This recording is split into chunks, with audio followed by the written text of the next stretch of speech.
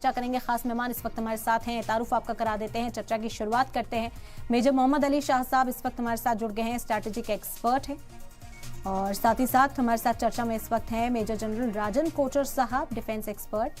राहुल लाल जी जुड़ गए हैं, पॉलिटिकल एनालिस्ट। और प्रोफेसर अम्बरीश सक्सेना जुड़ गए हैं, इंटरनेशनल अफेयर्स एक्सपर्ट। खैर मकदम में आप सभी का सलाम टीवी को वक्त देने के लिए बेहद शुक्रिया। मेजर मोहम्मद अली शाह साहब, आप इसे शुरुआत कर लेते हैं, क्योंकि लगातार जंगबंदी पर बात तो की जा रही है, लेकिन अब अमेरिका पर एक अलग तरह का दबाव नजर आ रहा है। अमेरिका जैसे बेचैन है कि अब जंगबंदी हो जाए। पहले तो वसाइल की फराहमी करता रहा, लेकिन अब कहीं ना कहीं जंगबंदी पर इतना जोर क्यों? जी इरम जी, आपका बड़ा अच्छा सवाल है। देखिए, सब ये जानते हैं कि अभी रमजान आ रहे हैं और एक तारीख तय की गई थी कि 10 मार्च से पहले पहले इसराइल ने कहा था हमास को कि आप हमारे जो बंधक आपने बना रखे हैं इनको आप छोड़ दो, नहीं तो हमले और तबाह-तोड़ और हमले होंगे। हमास ने कहा था अगर 10 मार्च तक हमले नहीं रुके तो हम बंधकों को भी इनके जी साथ अच्छा नहीं होएगा। तो अब ये बहुत ही ट्रिकी, बहुत ही पेचीदा सिचुएशन थी। अब इसमें क्या होगा? अब तक ओआईसी कंट्रीज जो हैं, जो ऑर्गेनाइजेशन ऑफ इस्लामिक कंट्रीज हैं, जो मुस्लिम राष्ट्र हैं, एक साथ एकजुट अब तक नहीं हो पाए हैं। अब ये हाल ही में मिस्र में भी एक मीटिंग हुई थी ओआईसी की, जहां पे जो 2 फेज में हुई थी, क्योंकि ये एक ही पेज पे नहीं थे, तो इसके एक ही फेज में निपटा दी मीटिंग। और अगर रमजान के महीने में थोड़ा से हमले हुए तो जाहिर सी बात है जितने भी मुसलमान सेंटिमेंट्स हैं वो हर्ट होंगे। तो ये हो सकता है कि ऐसा कि जी जितने भी इस्लामिक मुल्क हों ये एक साथ होकर आए, एकजुट होकर, और तब जाकर इजराइल को ये युद्धबंदी करनी पड़े। दूसरी बात यह है कि अब तक आप देखिए 30,000 से ज्यादा फिलिस्तीनी इसमें मारे गए हैं, 30,000 से ज्यादा। और जो कि 7 अक्टूबर का मैं अल जजीरा की रिपोर्ट पढ़ा था, वो उसमें आंकड़े ये दिए थे अल जजीरा की रिपोर्ट में 1139 1139 आंकड़े दिए थे कि 7 अक्टूबर में जो घटना हुई थी ये। जी अब मैं 12,000 का अनुमान लगा रहा था इस तरीके से, तो ये मैं आज की अल जजीरा की रिपोर्ट में मैंने पढ़ा। इसके अलावा जो वर्ल्ड फूड फूड प्रोग्राम है, उन्होंने कहा कि एक एड कॉन्वॉय उसको एंट्री नहीं मिल पाई थी नॉर्थ गाजा के अंदर इजरायली मिलिट्री से, जो इनको रोक दिया गया था। तो इन्होंने कहा कि भी फूड ये सब तो बहुत जरूरी है, तो फैमाइन हो जाएगा वहां पे तो अकाल पड़ और जाएगा। इसी वजह से तो फिक्र बढ़ती जा रही है, क्योंकि बेसिक नेसेसिटीज जो हैं वो नहीं पहुंच रही हैं लोगों तक। मेजर मोहम्मद अली शाह साहब, क्योंकि अमेरिका की हिकमत अमली पर शुरू से ही सवाल उठते रहे। पहले कहा गया था कि फिलिस्तीन की हिमायत की बात करता है कि फिलिस्तीन को इमदाद भेजी जाएगी। ड्रॉप के जरिए हम देख रहे हैं कि इमदाद भेजने की कवायद जो है और तेज कर ली गई है। कहा जा रहा है कि समुद्र के जरिए मदद भेजी जाएगी ताकि कुछ राहत पहुंचाई जा सके। लेकिन ये जो जज्बाती रुख फिलिस्तीन के अवाम के लिए अख्तियार किया है जो बाइडेन ने, ये अभी अगर दूसरे एस्पेक्ट से देखा जाए तो अपने ही मफाद के लिए इस्तेमाल करते हुए जो बाइडेन नजर आ रहे हैं। बिल्कुल रमजी, देखिए हमास ने बोला है सीज फायर नेगोशिएशंस जो हैं, बातें जारी हैं, वो ऑनगोइंग है, लेकिन अल्टीमेटली उन्होंने बोला है जो फैसला जो है वो इजराइल की कोर्ट में है। ये हमास ने बोला है, ये इजराइल पे डिपेंड करेगा। The ball is in Israel's court, ये हमास ने बोला है ऐसा। अब मेरा ऐसा निजी तौर पे मानना है कि हमास को जो होस्टेजेस हैं वो छोड़ देने चाहिए किसी भी हालत में, क्योंकि उनके पास चॉइस नहीं है। वो वैसे भी उनकी वजह से ही इतने बेगुनाह मासूम, और इजराइल नहीं सुनेगा, नेतन्याहू नहीं सुनेंगे, वो तबादुल हमले करेंगे। तो हमास को भी एक चांस लेके देखना है और वो इंसानियत के तौर पे उनको छोड़ना होगा। इसके अलावा आप देखिए कि ह्यूमैनिटेरियन एड 25 फलस्तीनी गिरफ्तार हुए हैं, 25 फिलिस्तीनी, जब इजराइल ने एक रेड मारी इनके ऊपर। अब आप देखिए एक दिन में कुछ 67 तक का आंकड़ा आया था, और बढ़ गया होगा वैसे आंकड़ा, आई होप बढ़े ना। जो हम टीवी स्क्रीन पर देखते हैं कि जो लोग मदद कर रहे हैं उन जरूरतमंद की, तो बहुत दिल रोता है ये देखकर कि ये लोग जो मदद कर रहे हैं, पता नहीं ये महफूज रहेंगे कल तक या नहीं रहेंगे। ऐसा भी मैं पता हूं, एक मेरे पास एक फोटो आई, बड़ी दिलचस्प फोटो थी और बहुत ही इंटरेस्टिंग फोटो थी राम जी। आप भी ये सुनेगा, सब लोग गौर फरमाएगा। मैंने ये देखा कि एक इंसान जिसकी एक टांग कट गई है, वो एक क्रच, एक बैसाखी के सहारे में है, एक छोटा बच्चा है उसके पास, उस छोटे बच्चे के दोनों हाथ और दोनों पांव कट गए हैं, उसके बावजूद भी वो दोनों मुस्कुरा रहे हैं। ये फोटो मैंने देख के दिल छू गया बिल्कुल। मैंने कहा ये देखिए, मतलब यानी कि इन लोगों ने वो तरीका अपना लिया है कि भाई ये ऐसा इनके साथ ताबड़तोड़ हमले हो रहे हैं, फिर भी इनको अपना मोराल, अपने स्पिरिट्स ऊपर रखने हैं। और ये उसके बाद होगा कि पता नहीं उनके खानदान से कितने लोग जख्मी या खो चुके होंगे, पता नहीं कितने लोग मौत के घाट उतार गए होंगे, फिर भी वो दोनों खुश रहने की कोशिश कर रहे हैं। उन्होंने जिंदगी का वो नजरिया अपना लिया है। अब आप देखिए, अमेरिका जो है केवल बोल रहा है, हाथी के दांत दिखाने के अलग, खाने के अलग।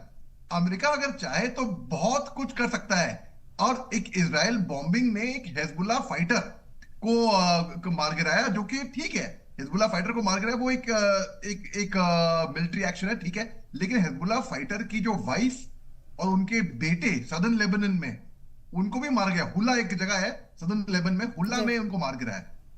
तो अब देखिए, मैं कह रहा हूं कि कोलैटरल डैमेज होता है, मैं मानता हूं,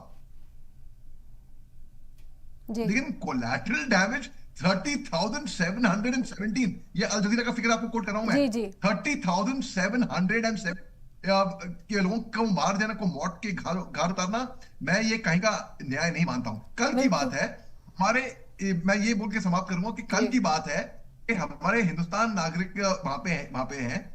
वो एक हिंदुस्तान नागरिक जो केरला से थे, उनकी मौत हो गई और 2 घायल हो गए। हालांकि इजराइल गवर्नमेंट ने बोला कि वो खतरे से खाली से बाहर हैं, वो बाकी बिल्कुल जो 2 बिल्कुल। नागरिक बचे हुए हैं, लेकिन उनको टेल अवीव ले गया होंगे उनको। लेकिन देखिए, एक फॉरेन नेशनल की आपके सॉइल में अगर मौत हो रही है, भले ही हिजबुल्लाह ने किया होगा, और जी जिसको मैं गलत ठहराता हूं बहुत बहुत से, लेकिन जिम्मेदारी उनका महफूज रखना तो आपकी है। तो अल्टीमेटली ये बैठ के ये समझना होगा, और ये जंग किसी भी हालत में रमजी बिल्कुल, ना खत्म जाने होनी कितनी चाहिए। बेकसूर जाने अब तक जा चुकी हैं। 30,000 जो एक आंकड़ा पेश किया जा रहा है, ज़ाहिरी तौर पर बेहद तशवीश को बढ़ाता है। मेजर मोहम्मद अली शाह साहब आप ही का रुख करेंगे, क्योंकि कहा जा रहा है कि डैमेज इतना ज्यादा हो गया है, अब कंट्रोल करने की कोशिश भी जो बाइडेन करें तो अपने हक में माहौल नहीं बना पाएंगे कम अज कम। बिल्कुल आपने सही फरमाया इरम जी। जैसे कि प्रोफेसर अमिताभ साहब ने बोला अभी कि जी हाँ, जो बाइडेन की जीत जीत बड़ी मुश्किल है, और हार दिख रहा है, तो अपने पक्ष में वैसे भी वो माहौल नहीं बना पाएंगे बिल्कुल। और इंटरनेशनल प्रेशर हर जगह से जब आवाज उठेगी, आप मदद कर रहे थे इसराइल की, आपने कहा था कि रूस युद्ध अपराधी है, प्रेसिडेंट पुतिन युद्ध अपराधी हैं, जब उन्होंने यूक्रेन पे हमले करे थे। आप यूक्रेन की मदद कर रहे थे, समझ में आता है, ठीक है, आपने बोला, फिर भी आपने बोला। अब वही, उससे बढ़कर, वही नहीं, उससे ज्यादा जुल्म ढा रहा है इसराइल गला पट्टी पे। इतने ज्यादा सिविलियंस, मैं नहीं मानता, मैं नहीं जानता कि हिस्ट्री में कभी ऐसा हुआ होगा, कभी इतिहास में कि 30,000 से ज्यादा खवातीन, बच्चे, बुजुर्ग, सिविलियंस मारे गए हो ना, मैं तो नहीं सुना भैया। तो फिर भी अमेरिका मदद कर रहा था, इसराइल की सपोर्ट कर रहा था, हथियार, एमिनेशन, गोला बारी, मॉरल सपोर्ट, सब कुछ। तो मतलब डबल स्टैंडर्ड नहीं हुआ तो क्या हुआ? आप कहें कि प्रेसिडेंट पुतिन युद्ध अपराधी हैं, तो अपने पक्ष में माहौल नहीं बना पाएंगे, क्योंकि अल्टीमेटली क्या होगा, देखिए, जो हवस ने किया, सब ये बात मानते हैं कि वो बहुत ही गलत किया, लेकिन उसका खामियाजा क्या मासूम? भूल जाओ यहूदी, भूल जाओ अरब, अरे इंसान तो है। बिल्कुल ऐसे तो जानवरों के साथ भी सलूक नहीं किया जाता जिस तरीके का सलूक वहां पे हो रहा है। और यही बात मैं कहता, अगर यही खुदा ना खास्ता अगर इजराइल में ऐसा जुल्म हो रहे होते, तो मैं उसके खिलाफ ये बात उठाता, मैं बोलता नहीं, ये मानवता का इंसान साथ देना चाहिए हमको, ये नहीं कि भाई कि इजरायली और ये फलस्तीनी ना, मानवता का। इतने सारे, हमको इतना दुख हुआ भाई, हमें इतना दुख हुआ, कल बिल्कुल। हमारा हिंदुस्तानी भाई वहां पे मारा गया इसराइल में, हमें बहुत कितना दुख पहुंचा, पूरा हिंदुस्तान हिल गया था, है। आप देखिए, मल्टीप्लाई बाय 30,000, मैं कोई तुलना नहीं कर रहा हूं वहां पे, लेकिन बता रहा हूं, एक ये एग्जांपल दे रहा हूं मैं, क्योंकि मैंने खून खराबा देखा है जम्मू कश्मीर के बॉर्डर इलाकों में, मणिपुर, नागालैंड में, north east part of India में, असम राइफल्स के साथ, मेरे को मालूम है कितना दुख होता है। और सबसे ज्यादा मुश्किल काम मेरा फौज में क्या था, ये था जब मैं किसी के घर पे फोन करता था और कहता था कि आपके घर वाले, आपका घर वाला, आपका पति, आपका पिता, आपका बेटा, आपका भाई अब इस दुनिया में नहीं रहा, आप सोचिए मेरे पे क्या गुजरती होगी। बिल्कुल। और रम जी, अब तक वहां उस फोन के उस एंड पे जो चीख पुकारे, जो रिएक्शन वहां से आते थे, अभी भी मैं याद करता हूं, मेरे रोंगटे खड़े हो जाते हैं वाकई में। तो आप दर्द समझिए वहां पे इंसानों का। ऐसे ये नहीं कि गाजा पट्टी में फलस्तीनियों का या इसका दर्द या इसराइल का उसका नहीं। मैं मानता हूं कि 2000 से लोग मरे हैं, मगर ज्यादा लोग यहाँ पे गाजा पट्टी में मरे हैं। और ज्यादा कम की बात भी नहीं कर रहा मैं एक इंसान की बात कर रहा हूं। एक इंसान को चोट आ जाए, हमको चोट आ जाए, कितना दुख होता है, कितना दर्द होता है हमको। बिल्कुल। मेजर मोहम्मद अली शाह साहब, क्योंकि अब रमजान अनकरीब है, रफा का जो प्लान नेतन्याहू जिस पर अमल करने की बात बार बार कर रहे हैं, उसे रोकना भी बहुत जरूरी हो जाता है। अमेरिका की मुदाखलत के बाद क्या लगता है सूरत हाल में तब्दीली यहाँ पर देखने को मिलेगी? जिस जंगबंदी की उम्मीद की जा रही है वो क्या होती हुई नजर आएगी? बड़ा अच्छा सवाल है आपका। देखिए जी, अब तक तो कुछ ऐसा असर दिखा नहीं हमको इसराइल पे, नेतन्याहू पे। बल्कि आज मैं अभी बताता हूँ, कुछ टाइम पहले ही शत्ती शत्ती एक रेफ्यूजी कैंप है गाजा पट्टी के करीब में, जो कि तीसरा बड़ा कैंप है, रेफ्यूजी कैंप। जो 8 गाजा पट्टी में जो रेफ्यूजी कैंप है उनमें से तीसरा बड़ा कैंप है। इतना बड़ा कैंप है कि 7 अक्टूबर से पहले बल्कि 90,000 फिलिस्तीनी यहां पर रहा करते थे। तो ये कि आधा स्क्वायर किलोमीटर का इसका एरिया है। इस इसमें एरियल फुटेजेस कुछ निकली हैं। उसको बीच कैंप भी कहते हैं, उसी उसी छत्तीसगढ़ रेफ्यूजी कैंप को। उस एरियल फुटेजेस में दिखाए केवल रबल, केवल जिस तरीके से सब कुछ डरा दिया है वहां पे, सारी बिल्डिंग सब कुछ खत्म, कुछ बचा नहीं वहां पे।